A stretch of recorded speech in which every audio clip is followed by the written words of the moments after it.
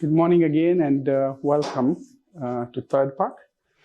We are going to be taking you through an induction module into MIS over the next 1 to 1.5 months. I think let Shivani bring in the curriculum that we have planned. This is something I've been doing for some time now.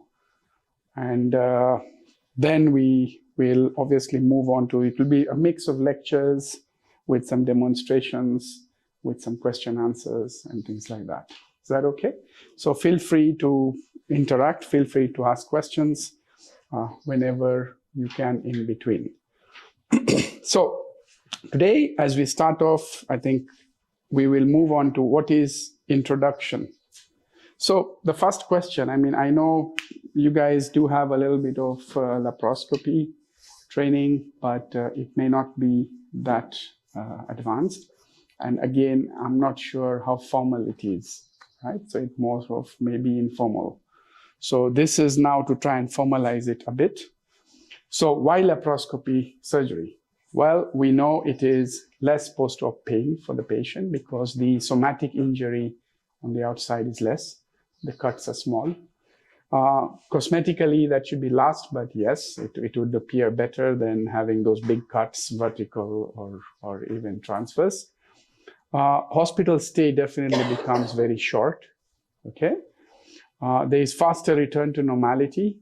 So the patient can return back to her routine work much faster than if they had a big laparotomy done. Better view and access anytime. Nowadays, I think there's no debate about that. You can do very complex cases laparoscopically, way more than you can do it by open technique.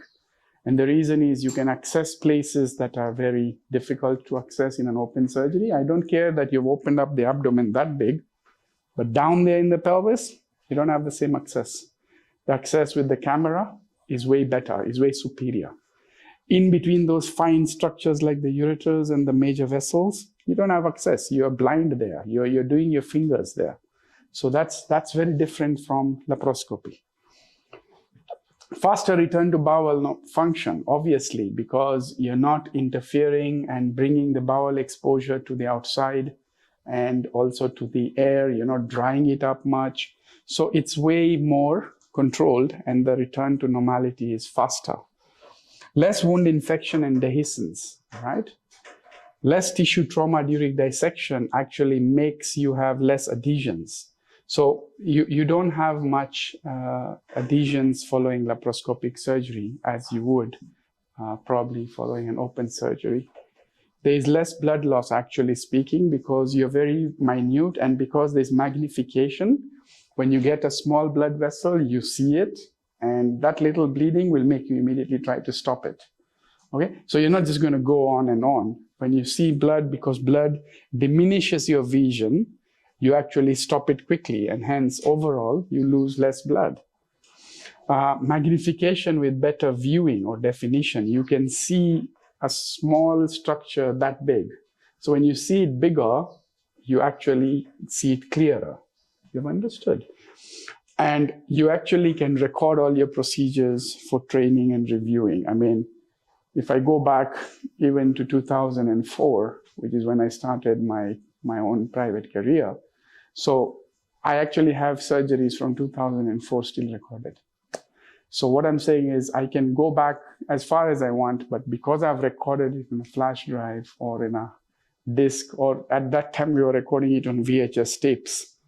But I even have the VHS tapes. I don't know how to play them, but so you get what I'm trying to tell you. So basically you record it and it's for future reference and it's also for teaching and review. So there are a few principles that I'll have to change in your mind now. Please understand, I'm not here, and that's going to be very clear. Over the next 1.5 months, it's a short period to try and train people in laparoscopy. But over this period, I'm not here to try and teach you how to do a hysterectomy laparoscopically. I'm not here to try and teach you how to do a cystectomy laparoscopically. Those are things you'll be taught during your training. But I'm here to try and induce some principles of laparoscopy into you so that you can use the knowledge of how to do a hysterectomy to change it to do a laparoscopic hysterectomy. You're getting the difference. I don't need to run through steps of laparoscopic hysterectomy. They are the same as steps of open hysterectomy, more or so, okay? But if you don't know those principles, then you can't convert it to laparoscopy. So any person, according to me, any person who can do an open surgery can actually do a laparoscopic surgery. Yes, what extent of laparoscopic surgery is different. I mean, I don't expect everybody to start doing laparoscopic endometriosis surgery. That is a totally different ballgame. Not everybody to start doing a laparoscopic oncology surgery. You get what I'm saying? But basic stuff, everybody can do. If you can do open, you can do laparoscopy, okay? So the principles are, number one, you'll have to create, maintain, and reduce a pneumoperitoneum safely. So for you to do laparoscopy, you have to know how to insufflate the abdomen safely, and at the end of it, remove the gas safely. Please mark my words, safely, all right? Because the key is not, yeah, everybody does it, but then everybody can also cause complications if they don't know how to do it. So these are the things you focus on in this training. How do I make, or how do I create this pneumoperitoneum, and then at the end of the procedure, remove it safely? We'll be doing that and showing you practically. But right now, it's for you to understand them, okay? 2, how do I start doing surgery while I'm not looking at the surgical field? Because normally, this is what you're doing, all right? So you'll have to learn to change your mindset that, listen, I'm going to be doing this, but I'm going to be looking there. You've understood? So that is going to change. You cannot equate it to open surgery in that angle because your hand movement and your eye movements are different, okay? So you train yourself to this. If you train yourself this way properly, then the surgery is the same. Number 3, how do I do surgery that is constantly under video control and permanent watch? 10 people in your theater are watching you, okay? You're recording this surgery. Ideally, you should. You're recording this surgery, so your patient and any other doctor in the future could view it. You're getting my point. So it's something you have to learn, that listen, guys, now I'm under watch. When I'm on that driving seat of a laparoscopic surgery, I'm under watch. So you have to know it before you start practicing it. Don't start doing funny things there and then you are on record for the rest of your life. You see this, look at this doctor. What do you think he was doing or she was doing? We don't want that. So you have to understand that this type of surgery is under watch, okay? So learn it well before you go and just start attempting. Don't think you can learn on a patient. Guys, those days are long gone, all right? Our patients are not our guinea pigs, okay?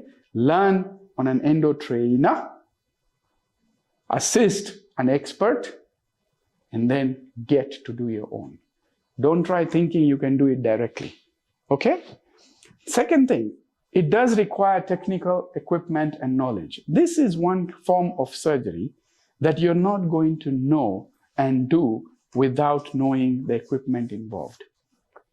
So you need a little bit of physics knowledge along with our biology knowledge. Yes, you know the history, you tried, I ask you, you'll be blah, blah, blah, blah, blah. I know the branches, I know everything. I don't care. Here, if you don't know how to convert this equipment energy used into that, the insufflator, the light source, the camera, the energy device, you imagine how many things, the monitor, the scope, the camera. So if you don't know how to convert that knowledge of physics to help you get a good view, you can't operate. Make sense? So basically speaking, all I'm trying to tell you is we will need technical equipment for laparoscopy and the knowledge of that technical equipment as well. Don't say, me, I'm here to do my surgery. Nurse, set up. Where? Set up. You get a mistake, you start out shouting at them. Listen, If you want to learn laparoscopy, learn it well, learn your equipment. Make sense? Don't rely on others for your surgery. Laparoscopy is teamwork. I don't care how good a surgeon you may be. All right? You may be the best surgeon on the face of this earth. If I give you novice assistance, you will not operate. If the person cannot show you the camera properly, you will not operate. If the person cannot give you traction when you're holding as an assistant, you will not operate. So, laparoscopy is teamwork. You have to work as a team. So, in this, you'll have no choice but to learn about teamwork. Make sense? Laparoscopy, you'll have to learn ergonomics. So, we'll have a class on ergonomics. What is ergonomics? Ergonomics is to try and make sure that you are also taken care of when you're operating. How to suit your work to your own health as well. You've understood. We're always thinking about our patients. Very important. Who is thinking about us? So in laparoscopy, the ceiling of ergonomics in MIS is very low, which means you make a little mistake in your ergonomic positioning and how you operate, and you're messed up. All right? If you start operating this way, yeah, day 1, day 3, day 5, day 7, shoulder, gone. Okay? I've been through all this. I've learned the hard way. I'm not letting the youngsters do that. No one taught me ergonomics. I learned the hard way. I've gotten a supraspinatus tear. I've done physiotherapy for 6 months for my right shoulder. It still gives me problems. I've had issues with my wrist and my elbow. You get my point? I've had a back issue. These are things I learned the hard way. All right? But now it's part and parcel of my teaching. When you learn the right way. Okay? So that you don't end up with unnecessary issues with yourself. You'll have to learn depth. So in laparoscopy, you don't have a problem. You don't have a choice. You'll have to learn depth. If I look at it, when I'm trying to hold this with my hand here, see what happens? I will go there and I will hold it and I'll bring it up. Okay? When you go to eat food, I will go to my spoon, I'll eat my spoon and I'll eat. Am I right? How many times when you're doing that, have you tried to hold the spoon and it's moving away from you, and then you say, oh, now I got you spoon, all right? And then you take your food and it's missing, and then, oh, now I got. Has it happened? No, because that is in 3D. You've understood? Our normal viewing is 3D. We are seeing depth. When you look at it on the screen, and now you're operating, most of the times you're doing 2D. So when you're doing 2D, you're trying to say, I want to grasp it. It will miss, or you'll overshoot, or you get my point. Until you get yourself trained. Those are things you do on an endo trainer. Okay? You learn how to grasp exactly where you're supposed to and lift it up and pull it aside and move it this way and hand it from one hand to the other. You get what I'm saying? So that you'll have to train on an endo trainer. Depth perception, 2D vision. You'll have to learn how to operate seeing on 2D. In 3D, I can tell for a fact that this person is 600 meters behind you. When I take a snap, trust me, and then I look at the scan, I will not know that that person is 600 meters, 600 centimeters behind you. Are you getting what I'm trying to explain? It doesn't tell you that depth anymore. Same thing in laparoscopy. When you have the ureter there and the vessels there and this there and the uterus with a fiber there, you're not busy telling the depth of what is where in 2D. And majority of the places have 2D laparoscopy. It's enough. It's good enough. Okay? Yes, when you're going to do very complex surgeries now, oncology, endometriosis, colorectal surgeries, then maybe 3D gives you an added advantage. And we have 3D here, but it's not everywhere. At the moment, this might be the only 3D in the country. You get the point? But that is because we also do very complex procedures. So you'll have to learn 2D. Okay? You'll have to learn about tactile feedback. What does that mean? You see, even if I close my eyes and I feel this and I start, if I do this, am I right? I can tell what this is. I can tell the shape, can I not? Even with my eyes closed. All right, now, try and close my eyes and now try and tell me when I'm doing this, I can tell what I'm touching. You can't tell, no one can tell. You get what I'm saying? So second thing, you can't tell what you're looking at or what you're feeling at just by this. And you may not tell the consistency. I can tell this thing is damn hard, it's a metal, okay? But when I use the instrument to palpate it, I can sometimes not tell the consistency. I can tell, oh, this thing is a bit soft, this thing is a bit hard. So there's not zero tactile feedback, but there's limited feedback. You don't get the full feedback. And with experience, yes, your tactile feedback gets better and better and better. But I'm saying initially, you've understood? So you'll have to learn about tactile feedback. You'll have to learn about limited field of vision. Right now, with my eyes open, my field of vision, see my hand, yeah, here I can't see my hand. Bring them a bit in front, I can see my hand. And I'm just looking straight. So what is this field of vision? It's almost 170 to 180 degrees. I can see all this. I can't see behind me. Agreed? In laparoscopy, that's your limited field of vision. All right? So if I'm to see that person there, I'll have to do that. All right? I'll have to do that. Are you getting my point? You'll only see what is in front of you in around a 60 to 80 degree angle. That's all. You've understood? So when you have a field of vision problem, you have to be careful about what is here. So your instrument, when you're just leaving it hanging in there, could be touching somewhere here and you'll injure something without knowing because it's out of your field of vision. You've understood? So one of the things you'll be taught is always keep your instruments in your field of vision. At any time, it's just hanging there. Even if it's not working, it's there. It's not hanging here. Now you don't know what this is touching. Have you understood what I'm trying to tell you? Especially when you're dealing with an energy device or a sharp. You have a needle, you don't put it away that side and say, now, okay, let's go on. But what is that needle touching there? Do you know? You don't know. So unless you are a pro, keep your instruments in your field of vision, which is limited in laparoscopy. Make sense now? So can you see what I'm trying to tell you? I'm trying to tell you laparoscopy is not difficult, but laparoscopy is unique in terms that you'll have to learn certain things that you weren't aware of. You've understood? Fulcrum effect. You'll have to learn fulcrum effect. What does that mean? If I tell this person, lift this part of the paper, I'll hold it and I'll lift it. In open, I'll hold it and I'll lift it. Am I not doing that? So, in laparoscopy, when I tell my new assistants the same thing, they do the same thing. They hold it and they lift it. But then there's an abdominal trocar here. So when you lift your hand up, what happens to inside? It goes down. So you see, when I tell them, move the bowel up, move the bladder up, and you see the bladder going down. All right? Why? Because this thing is stuck at there's a fulcrum at the umbilicus. So you'll have to learn that, my friend, my upward movement means downward movements inside.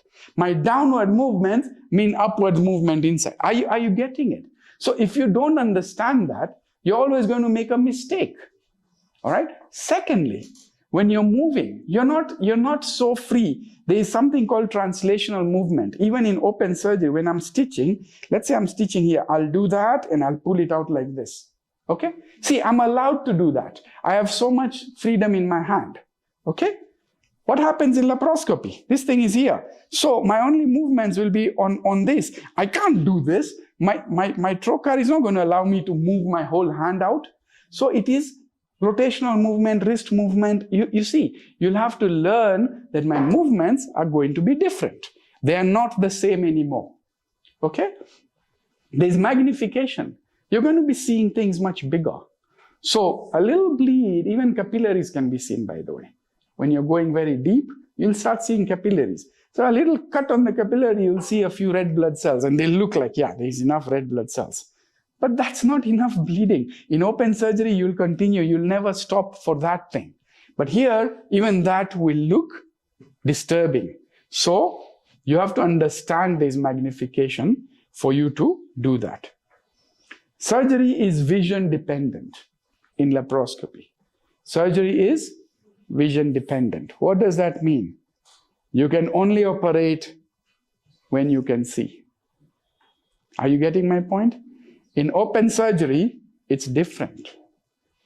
You have situations where things are not easily felt behind. You'll see the surgeon put his hand behind there and say, all right, free.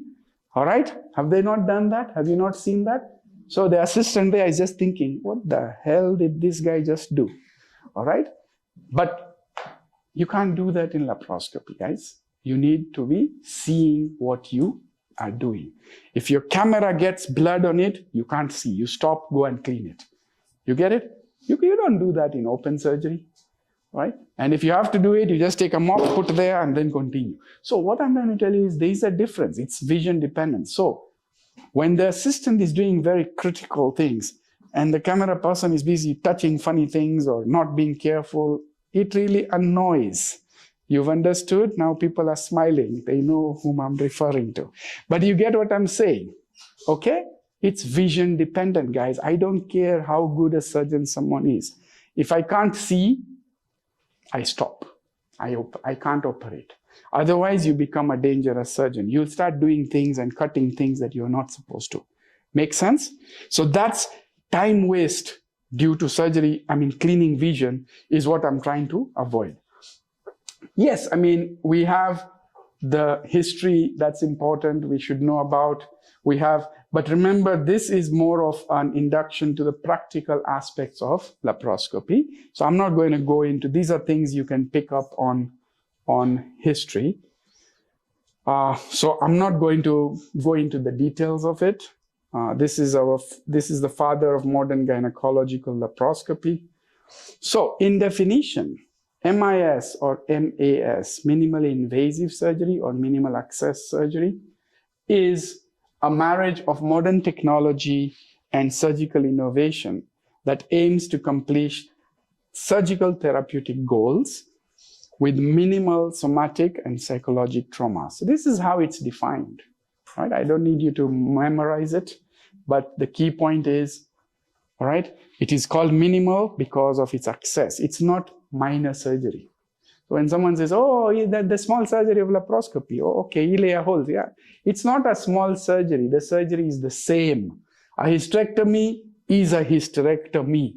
Does it fall under minor? No, it's a major. A myomectomy is a myomectomy. But my access is less. You've understood? My somatic trauma is minimal. My psychological trauma is less. You've understood? So this is our definition of MIS or MAS. So we will go into now the details of the instruments and all, one by one. So there are few that I need to specifically teach everybody about. So before I go that, I'll just look at the elective term curriculum that we've been planned, okay? So this is around 4 or 5 weeks, okay? The first week, and I plan to do around 2 classes a week. We'll be doing in the mornings between 6 and 6:30 onwards to around 8. Week 1, it is written as introduction and principles, which is what we're doing today. It will be advantages and limitations of MIS, overview of equipment in MIS, differences between open and laparoscopy, setup of an MIS theater, and understanding the instruments, the identification, the assembly, the handling, etc., and some of the equipment. So that is a whole week of doing that. So we'll start with the first week, which is what we are doing now. I will take you through these topics, and now we'll go into these individual small instruments. Okay? So we've gone through limitations, advantages. So yeah, a few limitations, okay? So we would say, I'm not saying laparoscopy is the only way to go. I'm not saying laparoscopy is the best. I'm not saying that. I still do both open and laparoscopic surgery. But yes, where it is due, it is due. In today's world, guys, if an ectopic is open, no. And I know that's what's happening where you guys are, all right? Yes or no? No, it's not fair. I do ectopics as a daycare procedure. They go home the same day, all right? There is no limit after some time. There's no limit to what kind of ectopics you need to open up. I don't care about hemodynamically and stability at the moment. If my anesthetist is comfortable, yes. I've not opened a single ectopic in 20 years. Yeah. And that didn't mean that I've not come across ruptured ectopics and hemodynamic instability and shock. Doesn't matter. Because when I go in the next 10 minutes, I've secured the bleeder. If I've secured the bleeder in 10 minutes, now, if I take even a hemoperitoneum of 2.5 or 3 liters, and I have to give this patient 5 units of blood, I can do that, whether it was open or laparoscopic. Are you seeing the difference? Okay, so what makes me feel that I cannot do it if the patient is in shock? I can still do it. A patient went into shock here the other day while in the ward. She had been missed, came here, we were waiting. It was within 10 minutes, she actually collapsed and had no pulse and BP. In the next 10 minutes, the patient is in theater, the ectopic has been secured. Yes, we had to give her blood. Ask these guys, they were here. All right, there was pulse. She had no pulse or BP that we could palpate. Pulse, yes, very thready, but no BP that we could even monitor. Okay, but yes, the next morning she's up and around walking. Why? Because we gave her blood. We gave her 4 units of blood. But yes, she's ready to go home in 1 day. So I think those are the kinds of things I'm saying. They can't be opened. Got it? So if everybody knows, then it doesn't matter who's on call. You'll still do it laparoscopically. You don't have to wait for the 1 or 2 consultants that you have who have to be there when you're going to do the laparoscopy. You're getting my point. You don't have to wait for your anesthetist to tell you, open this patient, bana. Don't waste time. Your anesthetist should also get comfortable. That listen, yes, these guys will do it, and I have to trust them. You get the point? So that is the level of things that I think there's no choice. Now, limitations. Obviously, there are limitations to MIS. One of them is that the lack of feedback. I told you tactile feedback. The hand-eye coordination is something you'll have to learn. Hemostasis can be a challenge. You don't have the gauze to just put there and say, okay, guys, I've hit a major vessel. Let's call somebody. So you can be there that way for 5 minutes in an open case. In laparoscopy, if you're not careful, when that thing is pulling there, you'll have no way to even go and know where to hold. So you see, those can be challenging. So you have to be careful. It's technology dependent. If your machine crashes on you, you get stuck. Agreed? Tissue retrieval can be a problem. I've removed these big fibroids and this big. Now, how do I remove it? It's a challenge. You'll have to learn. And it does depend on a team, which means if your team is not up to it, they will frustrate the surgeon. Okay? So that is the negatives about this. When I talk of equipment needed, how do we divide these equipment? We divide these equipment into vision equipment. So equipment that is required for the viewing to be clear. This includes the camera, the scope, the light cable, the light source, the monitor, the recorder, etc. You've understood? Anything to do with vision. So that is one set of equipment you need. The second set of equipment is insufflating equipment. So equipment that you will be needing to distend this abdomen, all right, for access. So you need the insufflator, the tubings required with it, and the gas itself, because you distend it with gas, okay? And we'll be looking at it. If you're not going to be distending it with gas, then they do what is called gasless, and then they lift the abdomen up. All right, so you need that equipment to pull it up and do a gasless. Okay. Then you will have energy equipment. So anything to do with energy. The energy surgical unit, electrosurgical unit with its cables. You will need the instruments that use energy, so both with bipolar, monopolar, ultrasonic, laser, that is all energy. So you need those equipment to do operations. And then you have the working equipment, all right, or working things. So there is the working equipment, which is called for access, and then the working hand instruments. So what is for access? Access is the ones like trocars, the Veress needle. You see, now you're trying to access the abdomen, isn't it? So those are access instruments. And then you have hand instruments, which are actually operative instruments. So you have graspers, dissectors, needle holders, scissors, probes, suction cannula, etc., etc. So the rest of them. So this is how you basically divide the things you'll be using in laparoscopy. Clear? So we move on to now checking on open versus laparoscopic surgery. So a few differences, as we have said, based on the talk, a few differences between open and laparoscopic surgery. We can say that open surgery could be taken as maybe fast because you've been trained into it regularly. And laparoscopic surgery is very slow and steady. But I did not mean it's longer. I do not mean it is longer.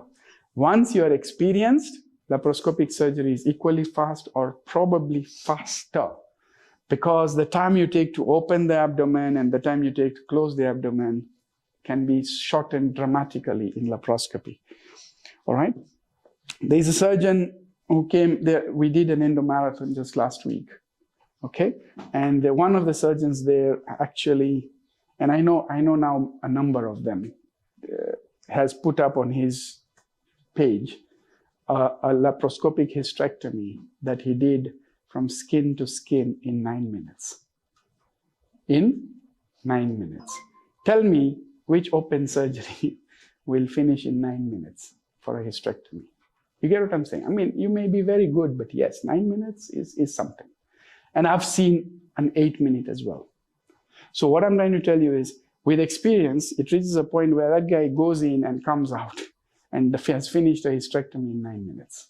Okay? So these things happen. With time, that is relative. In open surgery, your hands are as good as your eyes. In laparoscopic surgery, you stop when you don't see. We talked about it. Okay? In open surgery, dissection precedes. In laparoscopic surgery, hemostasis precedes, which means for you to do a very clean, meticulous surgery, you don't want blood soiling your field. When it soils your field, you don't see the planes properly. All right? Advanced surgery in laparoscopy involves going into the retroperitoneal spaces, around the major vessels, around the ureters, around, you get what I'm saying, around the planes of the bowel. So in those planes, in those areas, there's a plane that you see, and when you separate it, you can easily dissect and move ahead, and you have those guidelines to take you through those planes. You've understood? It's way better than in open, for sure. I mean, I can say that categorically because I do both surgeries anyway, okay? So, but if you get blood staining there, it dampens the view. If you get blood stain and then you have to wash and suck, meaning you're now irrigating and sucking, the planes are lost. Now you'll not see those bubbles and the champagne effect that we will talk about. You'll not see that anymore. And when you don't see that anymore, the tissue becomes a bit edematous, it absorbs the fluid, you lost the plane. So you will see advanced laparoscopic surgeons would never be irrigating during a surgery. They don't irrigate. They can suction the blood out, but they will not irrigate. Why? Because irrigation, the saline, goes in and destroys the planes. You lose the plane. You've understood? Then, ergonomics in open surgery is optional. Ergonomics in laparoscopic surgery is vital. You don't have a choice. You have to learn about it to protect yourself. You get a normal view in open surgery. You get a magnified view in laparoscopy. Okay? You have tactile surgery in open surgery, like when you're doing surgery for myomectomy, all right? And for example, I mean, I have removed 87 fibroids in one patient during one surgery, all right? But that's in an open surgery. But you see, in that, one of the things that helped me was my hand, where I'm touching the uterus and I'm feeling, okay, cool. There's one more here, cut and remove. You get it. I'm doing tactile. If I was doing open surgery, if I do this, how will I know where my fibroid is? So in myomectomy laparoscopically, yes, I've removed up to 24 fibroids laparoscopically in one patient.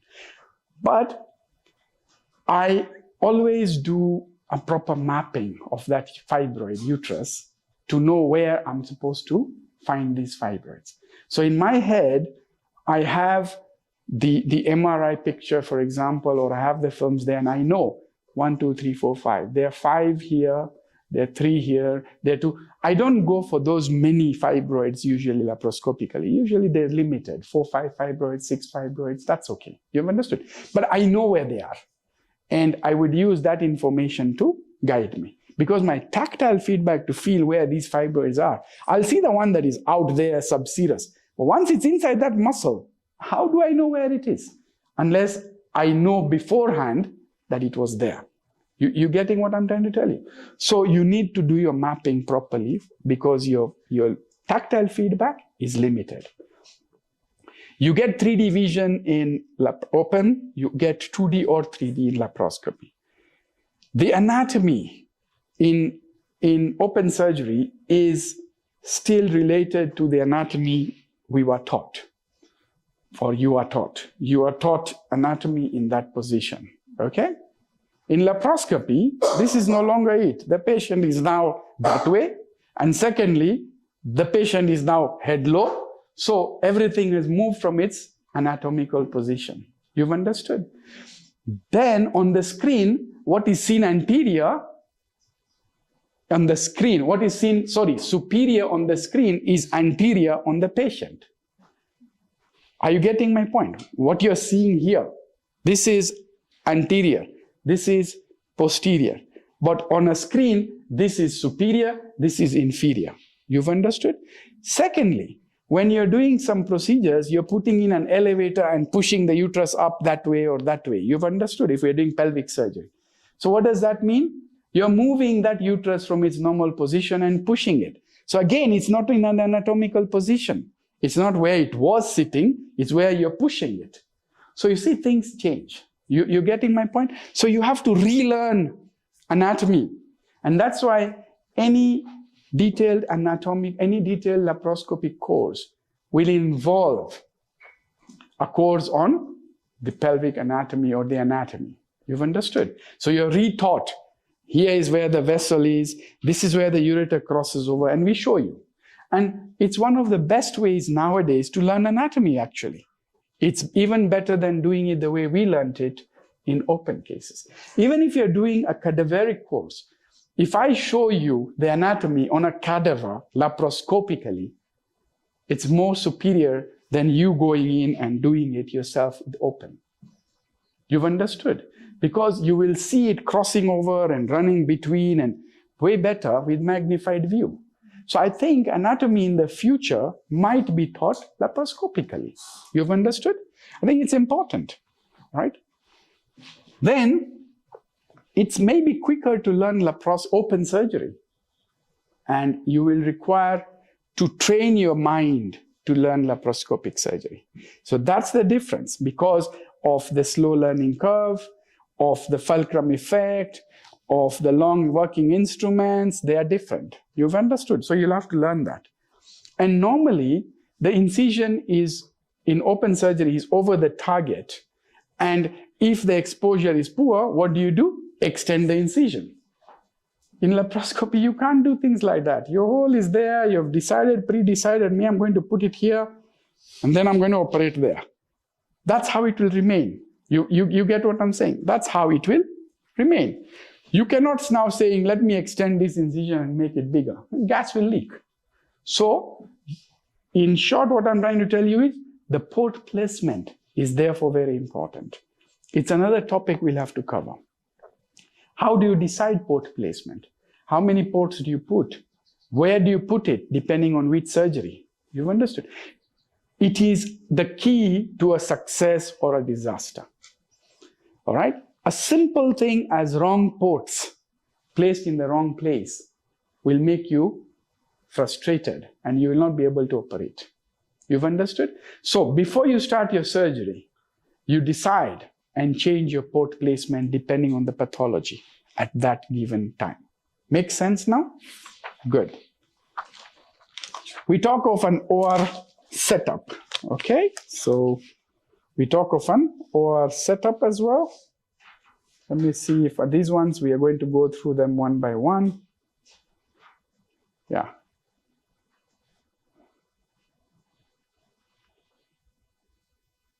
Fossils, we don't need to note. Okay, so we got an OR setup. So in an OR setup, this is what I want us to understand. So in a normal situation, let's say that is the patient, the bed. Okay? So if you have the bed with the patient, all right, in that position, now this is the head end, the low end. The anesthesia machine will come somewhere here with your anesthetist here. This is the OR setup of a typical or a proper laparoscopic unit, okay?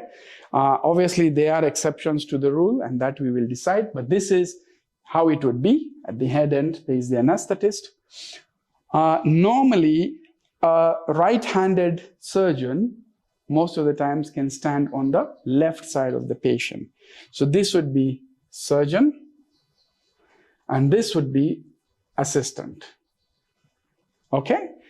If we are doing a laparoscopic surgery in the pelvis, many times as gynecologists, we also might have to need access from below.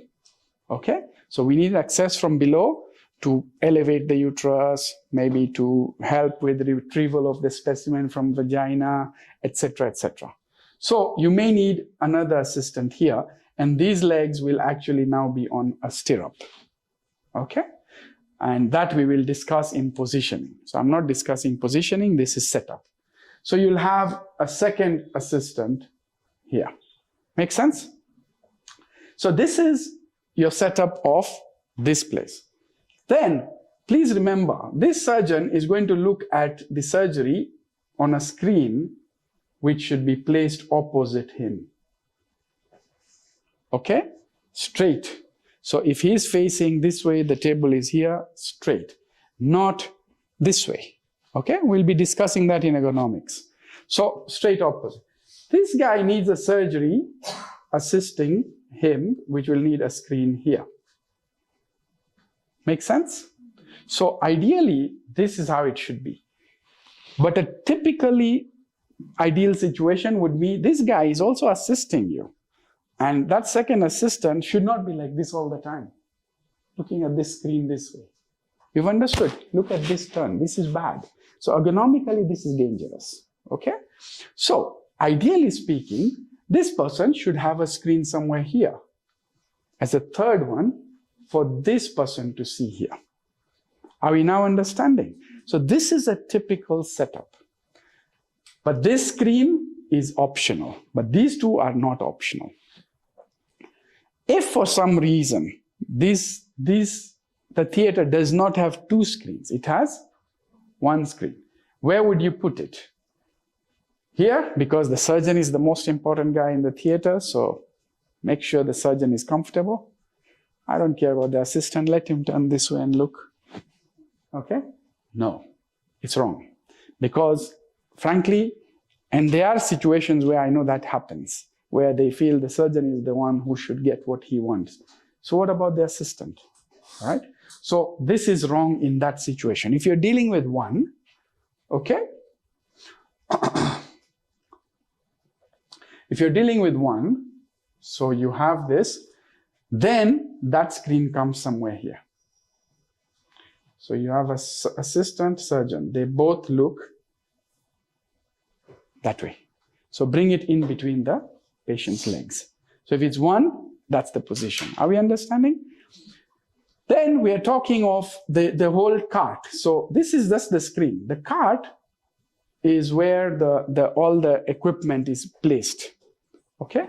So you have the insufflator, the light source, the recorder, the camera processor, the energy device, this, you get what I'm saying? Suction device, the blah, blah, blah, the whole thing. Now that is the cart. It has all the equipment. You've understood? So that cart should be placed, it will be on a side somewhere, the whole tower, and it will have the equipment there where you'll now have these tubings and all going from all over the areas. You've understood? So the cart is normally placed on the opposite side of the surgeon. You've understood? Because he needs to also see the settings, he needs to see the pressure, he needs to see that. So you can't put it behind him. Okay? So it's that position. Then obviously ergonomically, there is another placement we'll be talking about. So how do you place the foot switches of the energy? How do you place? You get what I'm saying? So that we'll cover in energy. Okay? Good. So this is about office, the OR setup. The scrub trolley, we forgot. The scrub trolley also comes on the side of the surgeon. All right. So when we are operating, if this is the surgeon, the assistant, the surgeon, the assistant, the tower, the monitor, if it's one, or if it's two, it's this way. The scrub trolley will be somewhere on this side. So they can give him, you get it? So this is a proper OR setup. Clear? Any questions so far? Any questions so far? No. So for a successful laparoscopy, what are the ingredients of this, all right, cooking recipe? The ingredients are a surgical team, surgical skills, okay, and a well-designed and an organized OR. If you have these three, then please feel free to proceed. If you have breakup anywhere here, don't take it to the next level, okay? Now we go into instruments. So we are starting off with the instruments. Every instrument that we are going to be discussing, my friends, few things are extremely important. Now, this I need you to note down, okay? Number one, every instrument you should know the name, the parts, the uses, the cleaning and sterilization process, its substitutes, the complications it can cause, and its maintenance. Have we understood? So when I give you this, and I tell you, please tell me, I need you to know its name, its parts, its assembly and disassembly, its uses, its cleaning and sterilization process, what can be used if this is not there, what are the complications this thing can cause, and how to maintain it. Are we understanding? Guys, and this goes with every instrument. Even in an open surgery, if you have an artery, don't just know this is an artery forceps. Know these things, all right? How do I clean it? How do I maintain it? Know these things. Am I clear? This way, you are a complete surgeon, all right? Otherwise, you're just being told here, and then you're told, you know what, open and close this way, so you know open and close this way. And I think you can use that instrument, my friend? No. All right? So please learn proper things in the right way. This is how I tell my guys to learn instruments. Okay? So we said we are going to discuss these instruments in different ways. We are going to be discussing the insufflation or access instruments, the light emitting or optical or visual instruments, the energy instruments, and the working instruments. Agreed? So that is now probably the biggest part of your training. This is what's going to take most of our time, when I'm going to take you through equipment and instruments. I told you, I'm planning to set up a whole fellowship program, but when a fellowship program comes through, then it will include every single aspect of every surgery as well. So the tips and tricks of a proper hysterectomy, tips and tricks of a myomectomy, you get what I'm saying? But I don't think I can do that in our course. Our course is basics, and our course is for introduction to MIS. Got it? So when we do that later, we'll talk about it later. So we start with a trocar and cannula setup.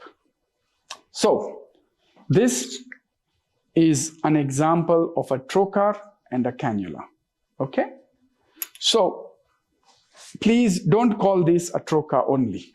Don't call this a trocar. Nipe trocar. Frankly, if you tell me nipe trocar, I'll give you this. Okay? Nipe cannula, I'll give you this. So don't look at me funnily, but that's what you asked for. Okay? Because this is a trocar and this is a cannula. You've understood? And when put together, they are trocar and cannula, or this is called a port. So give me a port. Okay? Give me a 12 mm port. Give me a 10 mm port. You've understood? And that way I'll place the port into its places that we want. Port placement. You've understood, guys? So trocar and cannula is what we are talking about. They are available in different categorization. You divide them into different ways. Number one, based on size. So based on size, we have a 3 millimeter port, we have a 5 millimeter port, we have a 10 millimeter port, we have a 12 millimeter port, and a 15 millimeter port for robotics. Clear? So these are the sizes, and we even have 7 millimeter in between. We have an 11 millimeter. So it's good to know these are the commonly available ports. This is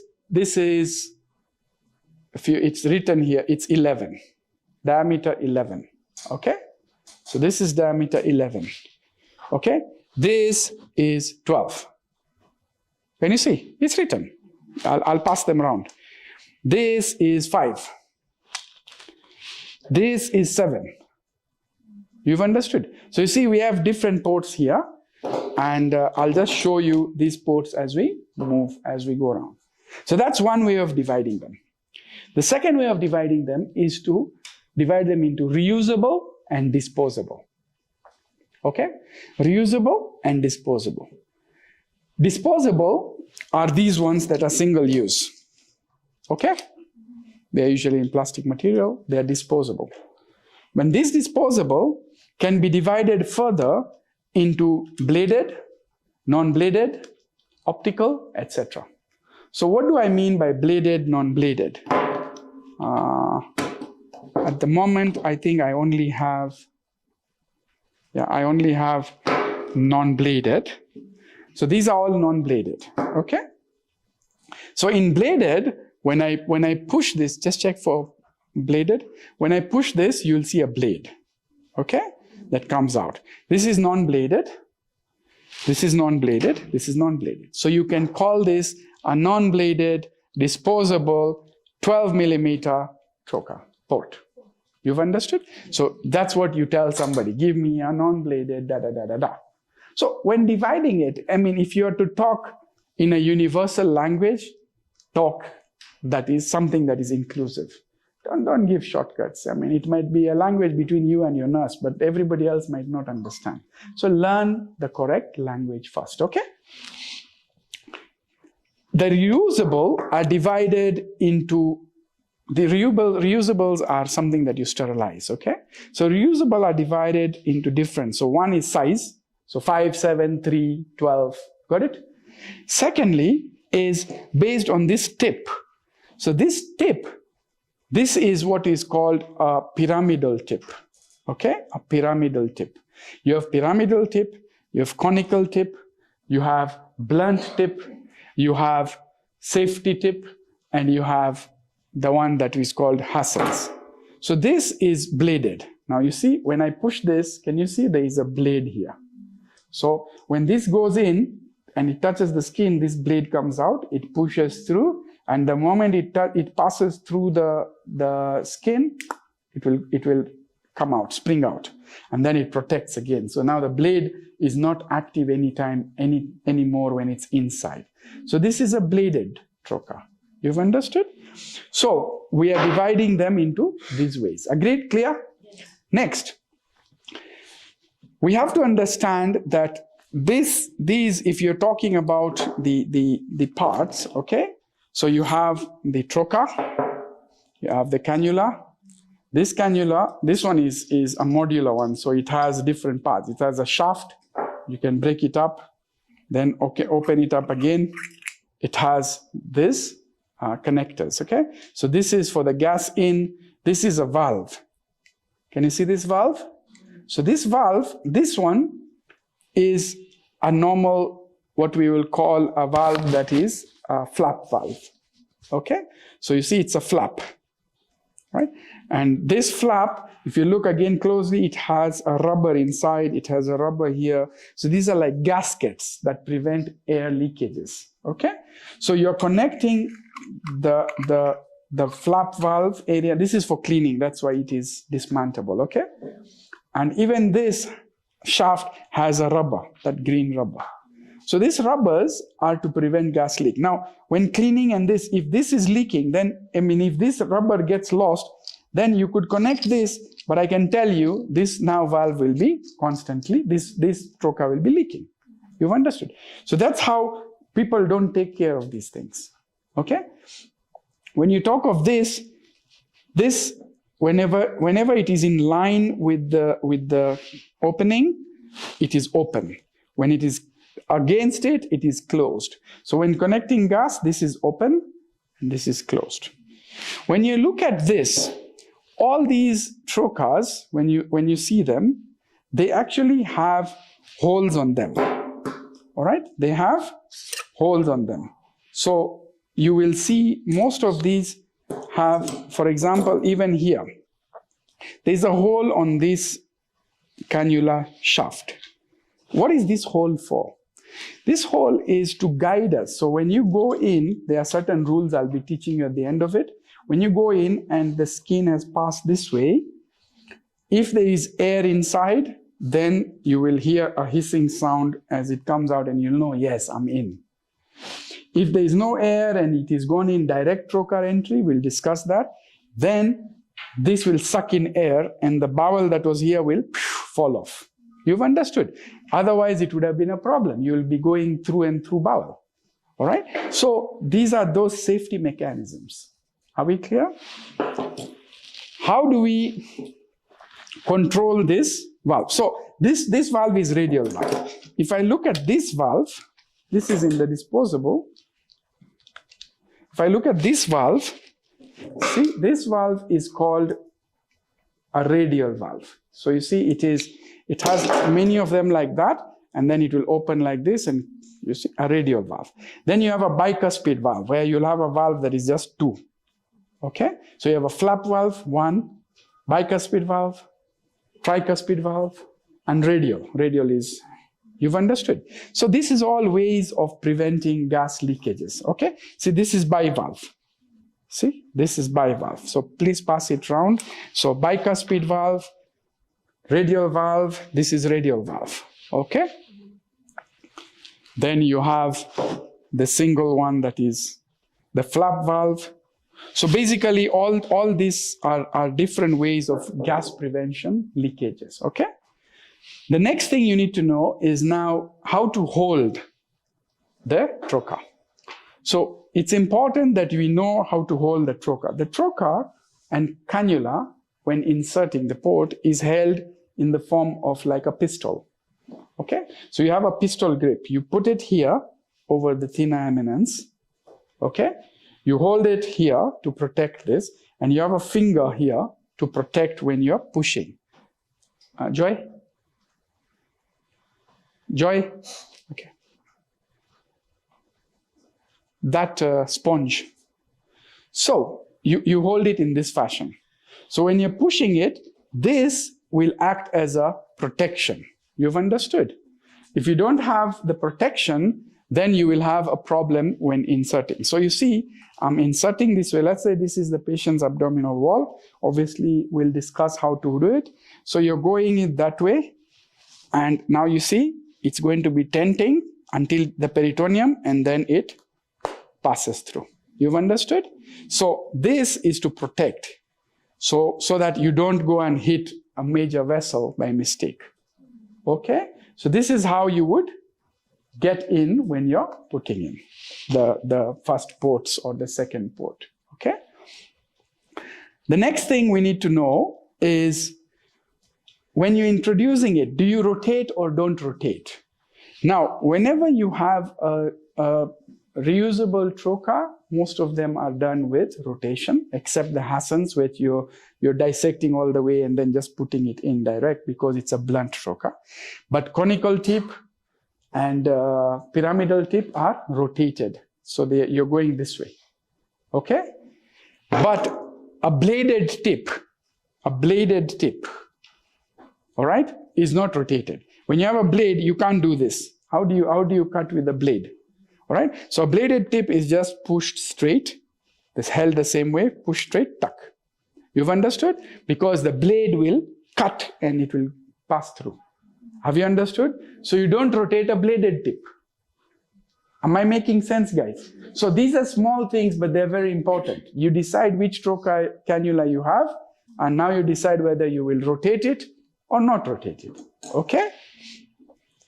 The next thing is, yes, if I am to ask you a question when it is very sharp and when it's a bit blunt, which one is better?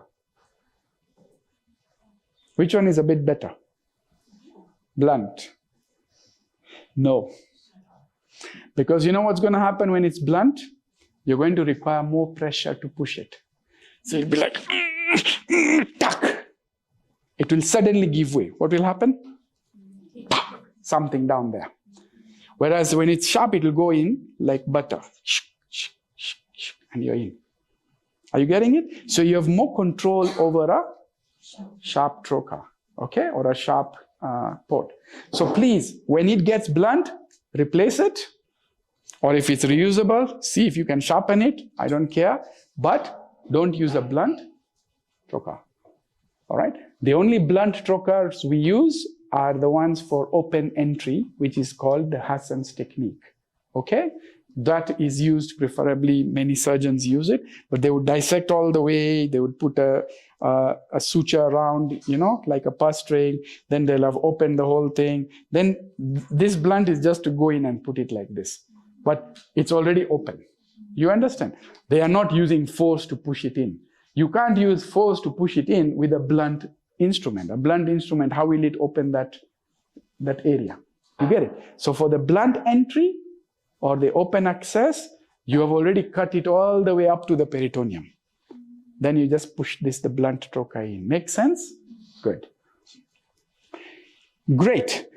There is something called optical trocar. So optical trocar is where you would, even this is a type of an optical trocar. Where is, yeah, this is a type of an optical trocar. So what we mean is, you see this hole here? So when I put in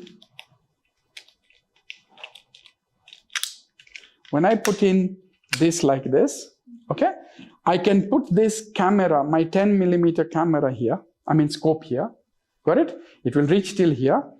Then I will fix this camera here. You've understood? And then you will be seeing through this tip here. So you have the scope connected, you're seeing on the screen, and you're pushing in as you're separating the layers of the muscle, fat, muscle, rectus sheath, peritoneum, under vision. Got it? So that's called an optical trocar. Got it? So that's another way of doing it. And in some cases, that is necessary because you are not sure if there are adhesions in or not. So you're trying to go in with vision. Options. These are all options. We will discuss about hybrid and all later. Release, we have discussed it. Flap and all. Great. Any questions in regards to the ports? Now, regarding port placement, we'll look at it as a different topic. This is instruments first. Port placement, what do I mean? I mean, how do you put them? Where do you put them? Okay? And how do you decide the placement? You've understood. So we are not going into that at this point, okay? But a few things about the tips for entry. So we can discuss entry, and then placement is different. So what is tips for entry? Tip number one, there is what is called the primary entry site, the primary port, and there is what is called the secondary or ancillary ports. Clear? Primary and secondary ancillary ports. So when I look at our primary port, so let's say that's the abdomen and the umbilicus. So, okay, if I have that as the abdomen, the primary port will discuss two things. Number one, we'll discuss the sites, and number two, we'll discuss the tips of entry. Number one, sites. If I look at this and I expand it here, that's the umbilicus. Okay? So you can have an intra-umbilical, either horizontal or vertical, intra-umbilical. You can have a supra-umbilical. You can have an infra-umbilical. Make sense? So this is inside. And even on the inside, you can have an intra-umbilical that is on the left side, like this. Slightly curved on the left side. Are we clear? So this is all umbilical here. Then between the xiphisternum and the umbilicus, if we divide this area into two, in between there, that's called the Li Huang's point. Li Huang's point. And yes, there have been others who have divided and said, okay, let's go and divide this not into one place, but let's divide it into three spots, 1, 2, and 3. 1, 2, 3. Thirds. Okay? So then there is something here, they say this is lower Li Huang's, this is upper Li Huang's. Clear? So these are primary sites that you can have. Then if you have the clavicle, the mid-clavicular line, and then it crosses the subcostal margin, the rib, okay? And you go around 2 to 3 centimeters below that, that is called the Palmer's point. So you have a Palmer's point here that can be another entry site. And this is used mainly in people with previous scars, especially if you have this kind of an umbilical, let's say subumbilical or, midline scar. You got my point? So if you have that kind of a scar, then you're better off going a bit away from it because you might hit adhesions that have been stuck there, okay? So this is the Palmer's point. Along this level, again in the same spot, there is another described position called the Jane's point, J-A-I-N-S point, Jane's point. Now, these Palmer's point, Jane's point, are areas that have least adhesion risk. Okay, anyone can tell me why this point might have least adhesion risk? It's not like it's not possible, but it's least. And the reason is, What structure is under here? What structure is this? The stomach. All right? Do we eat every day? Do we forget to eat? We don't forget to eat. So when we eat, all right, we distend the stomach. Then, do we forget to poo? No. When we poo, are you getting my point? So you see, this every day. So when you have had adhesions, when you have had a surgery, the omentum, the intestine will stick to a place that now remains steady, and it goes and now it gets stuck there. You get it? Now if the stomach is going to do this every day, are you getting my point? There is constant movement every day. Even if there's something stuck there, the next day it will distend and release it from there. Are you getting? So there's a less chance that things will get stuck here because of that movement. Now am I making sense? Whereas here that movement is not there. It's very subtle, so it sticks. Got it? So these points have least adhesions, and therefore they are used for these entry points when you think there might be adhesions in the abdomen. Okay? So this is about positioning. Then the secondary or ancillary, now these ones are varied depending on the pathology. So when you're going to do gallbladder, appendix, uterus, as we are talking about the pelvis here.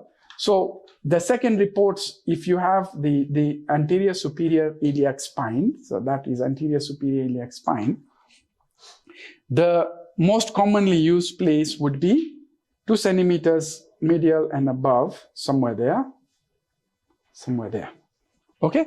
But it's not standard again, depending on the pathology. So if you have a uterus that is now that big because of fibroids or adenomyosis, you can't go and put it here, you'll struggle. So you might have to move a bit higher. You've understood? Yeah. So those are called secondary ports. Okay, so you have primary port, then you go inspect and you put secondary ports. Now, the tips and rules, these are non-negotiable. All right, again, important. So what I'm trying to tell you is the important things are the ones I will stress on. The important thing, number 1, primary port. Always put in, preferably the patient in a flat position. You do not put in primary ports in a head-low or Trendelenburg position. Are we clear on that? Yes. Out of question. Patient always in a flat position.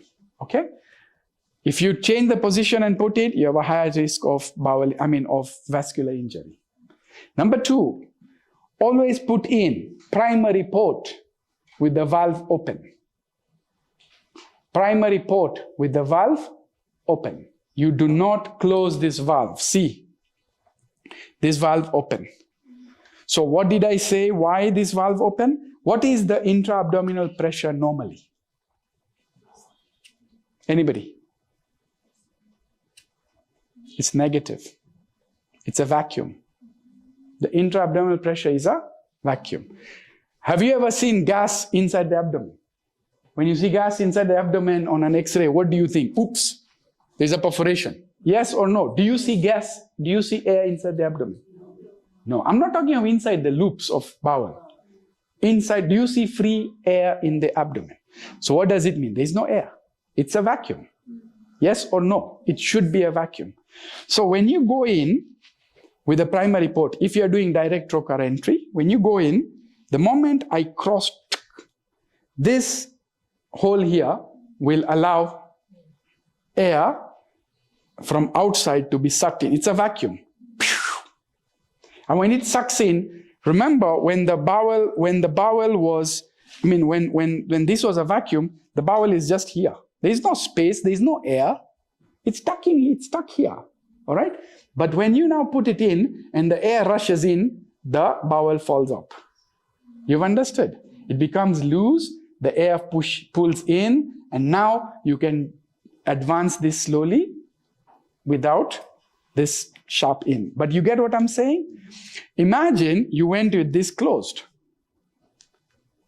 So you go in through the skin, you've touched the bowel, but the air has not gone in to push this bowel away. So you're now directing it through the bowel. Okay, now if the bowel is free, it's good, but if it's not free, you're busy going through bowel. Are we understanding each other? So rule number 2, always valve open.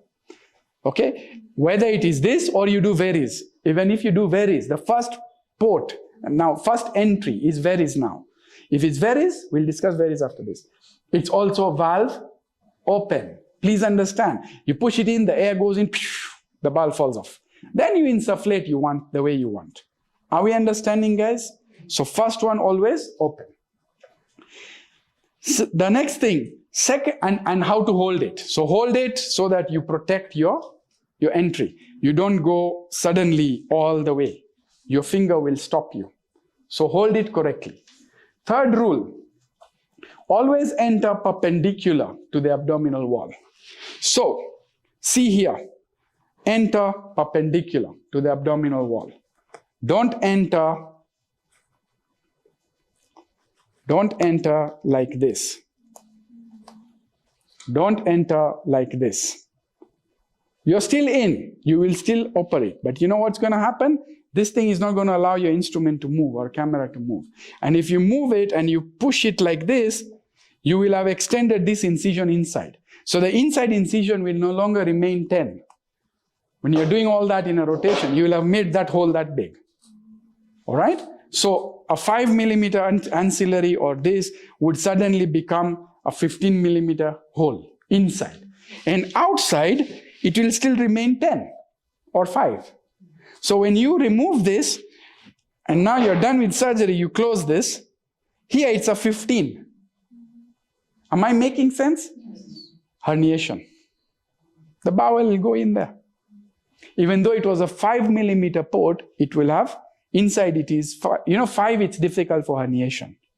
But you made it a 15 by putting it at an angle and now moving it like this when you're operating. You've understood. So you've expanded the inside. So it becomes from a 5 to a 15 herniation. Trust me, those are not things you want.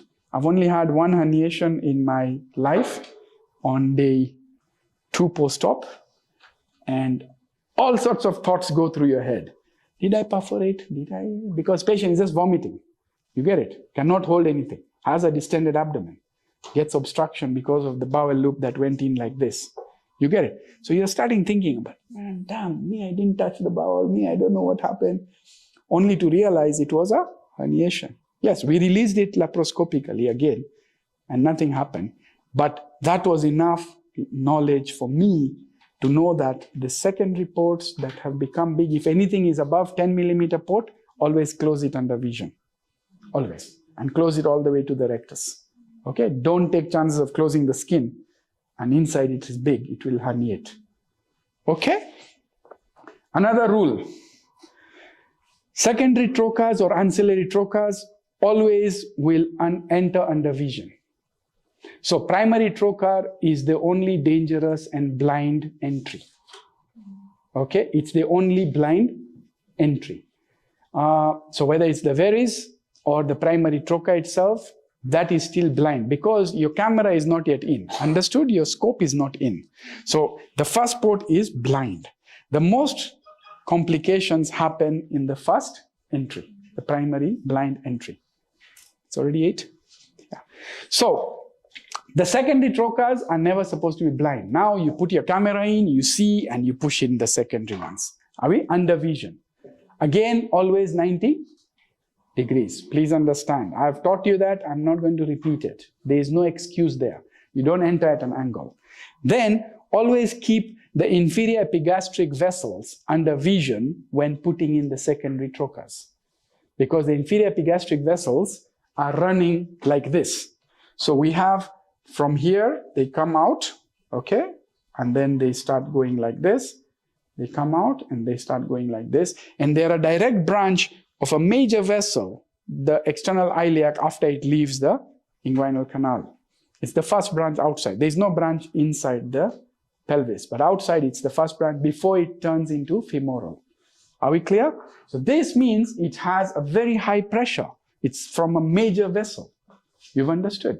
And when it has a very high pressure, if you injure this, There have been fatalities reported due to that. It's a very difficult vessel to control after that because it's up on the abdominal wall and it gets pulled into the muscle and you will not see it and you'll just bleed and bleed and bleed and it's so difficult. You've understood?